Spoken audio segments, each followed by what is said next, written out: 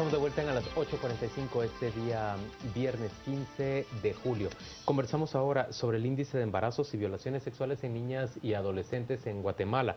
Nos acompañan Vinicio Zuquino, él es director de la Misión Internacional de Justicia. Y está con nosotros también Mirna Montenegro, quien es directora del Observatorio en Salud Sexual y Reproductiva OSAR. Gracias a ambos, bienvenidos a las 8:45. Muchas gracias. Yo quisiera partir de una pregunta base.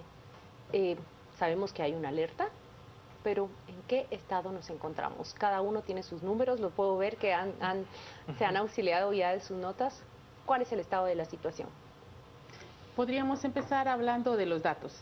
Y en los datos pues debemos establecer los embarazos en niñas entre 10 y 14 años que son producto de violencia sexual por el marco legal y los embarazos en adolescentes que son entre 15 y 19 años. El monitoreo que llevamos nosotras como observatorio nos dice que solo en este primer trimestre del año 2016, entre enero y marzo, hay 700 bebés nacidos de madres entre 10 y 14 años. Y si hablamos de embarazo en adolescentes, estamos hablando de 22,000 partos en adolescentes entre 15 y 19 años. ¿Y eso refleja incremento con respecto al 2015? Refleja un incremento leve, aunque la tendencia se mantiene. Pensemos allí en la demografía y en que ahora, como hay más conocimiento en el marco de las denuncias y se identifican más las niñas víctimas de violencia sexual, eso hace que se incrementen los datos. Pero sí vemos una tendencia al incremento durante este año, si lo comparamos con los anteriores. Vinicio, ustedes tienen un constante seguimiento a la violación tanto de niñas como de niños. ¿Cuáles son los patrones que observan? ¿Hacen ustedes una separación también en esa edad, como la mantiene el observatorio? ¿Y cuáles son las condiciones? ¿Quiénes son esas víctimas, si las podemos perfilar de una manera general? Muchas gracias. Misión Internacional de Justicia tiene un trabajo en Guatemala con el sistema de justicia, acompañando el sistema de justicia desde hace 10 años. Y en este monitoreo hemos iniciado por un estudio de línea base, que fue un estudio de los años 2008 al 2012 que nos mostraba un poco la realidad de la violencia sexual en Guatemala y nos reveló que entraron al sistema 36,166 casos de violencia sexual. Y de esos casos de violencia sexual, solamente un 5.86% terminaron en una sentencia.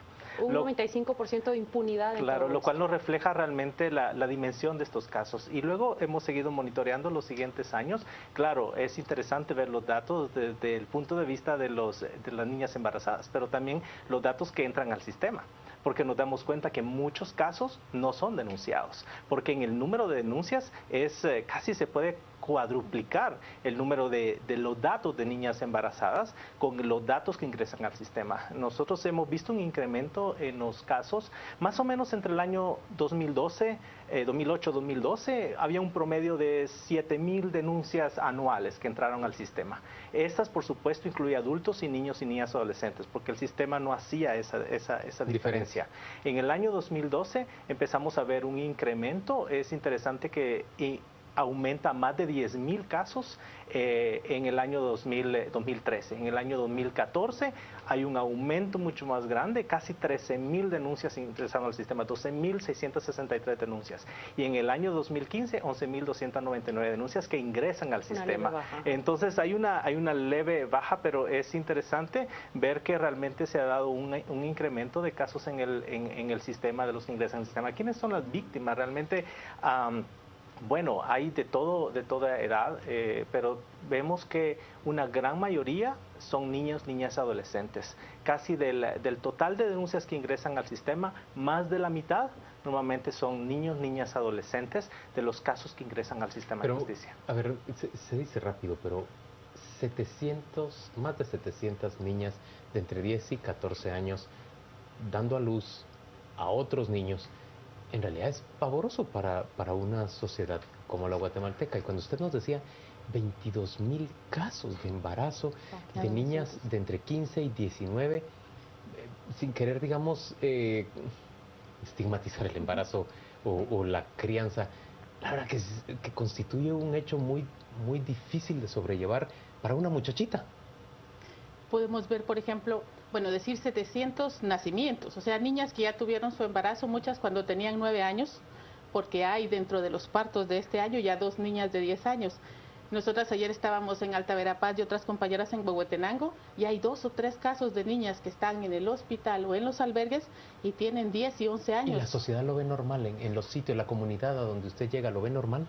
No, yo diría que hemos avanzado en el marco de desnaturalizar la violencia. Por eso es que vemos ahora más denuncias y más capturas. Sí. Por supuesto que la respuesta es menor al tamaño del problema que tenemos, pero nos falta ahondar para nosotras en el tema de los derechos de las niñas.